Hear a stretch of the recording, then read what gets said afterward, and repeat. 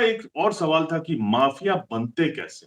बनते कैसे? देखिए बहुत ही सिंपल सा मैंने जो अपना अध्ययन किया और जो मुझे समझ में आया कि खादी और खाकी का एक चक्र चलता है।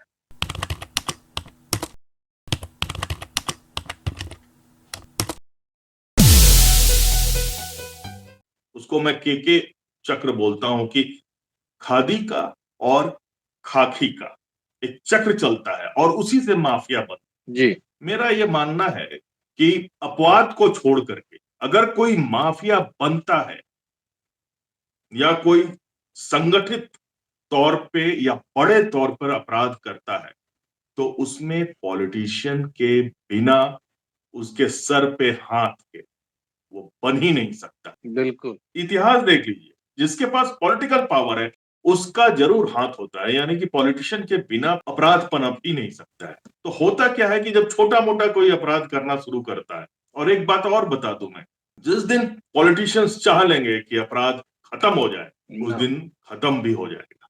खत्म तो नहीं होगा क्योंकि अपराध किसी हाँ। लेकिन ऑर्गेनाइज्ड वे में जो माफिया बन रहा है, वो तो नहीं होगा।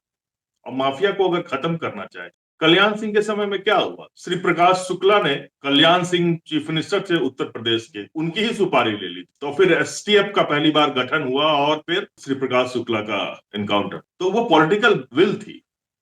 खैर, मैं वहां पे बोल रहा हूं कि होता कैसे है कि एक छोटा-मोटा किसी ने अपराध करना शुरू किया कम उम्र में। अब वहां से वो इस्तेमाल होने लगता है। पॉलिटिशियंस के वहां के जो जिसके हाथ में पावर है, चाहे वो मुखिया के हो या काउंसलर का हो, मेयर का हो, जिसके पास पॉलिटिकल पावर थोड़ा-सा है, एमएलए हो, एमपी हो, उसका कहीं न कहीं हाथ उसके सर पे रहता है और दूसरा वो उसको इस्तेमाल करे। वो धीरे-धीरे फिर पनपने लगता है। यहाँ मैं पुलिस का और प्रशासन का बहुत ज़्यादा रोल नहीं बोलता हूँ पनपने देने में, क्योंकि कोई भी पुलिस अधिकारी चाहे इंस्पेक्टर हो, चाहे एसपी हो, वो किसी जिला, किसी एरिया में बहुत दिनों तक नहीं रहता है, उसका ट्रांसफर हो जाता है।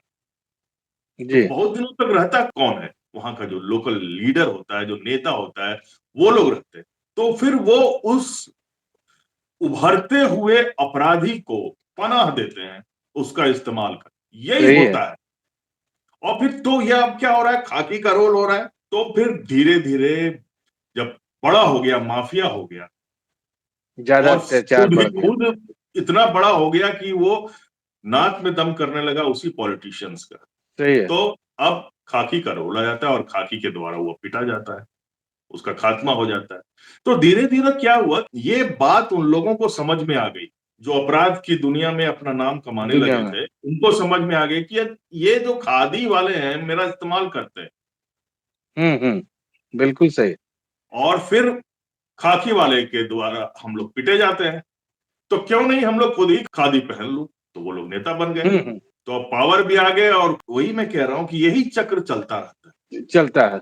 बिल्कुल आप सही बोल रहे हैं। मैं कह रहा हूँ कि अगर पुलिस इंस्पेक्टर चाह ले उस कि नहीं ठीक है मुझे कहीं भी ट्रांसफर करें या एसपी अगर चाह ले कि नहीं मैं एकदम शांत करके रखूंगा, कई उदाहरण बहुत। वो कर लेगा। लेकिन क्या होता है कि कितना ट्रांसफर कोई झेलेगा और दूसरे दूसरे कामों में लगा रहता है। ये एक सिस्टम है, उसमें फंसा रह जाता है और फिर धीरे धीरे वो बड़ा हो गया, अपराधी जो है बड़ा हो गया। अब बड़ा हो गया तो सीधा या तो खादी का उसको पनाह मिल गया या खुद वो अब खादी पहन ले रहा है। जब खादी पहन लिया तो लीजिए, तो ऐसे ही वो माफिया बन जाता है। और अतीक अहमद के भी केस में यही हुआ है। ये हुआ था। बिल्कुल बीएसपी सही का आप टिकट बता रहे मिला है, उसको बीएसपी का पनाह मिला है, उसको समाजवादी पार्टी का पनाह मिला है, तब वो बड़ा हुआ है। यहां पर भी आप देखेंगे तो खादी का रोल है।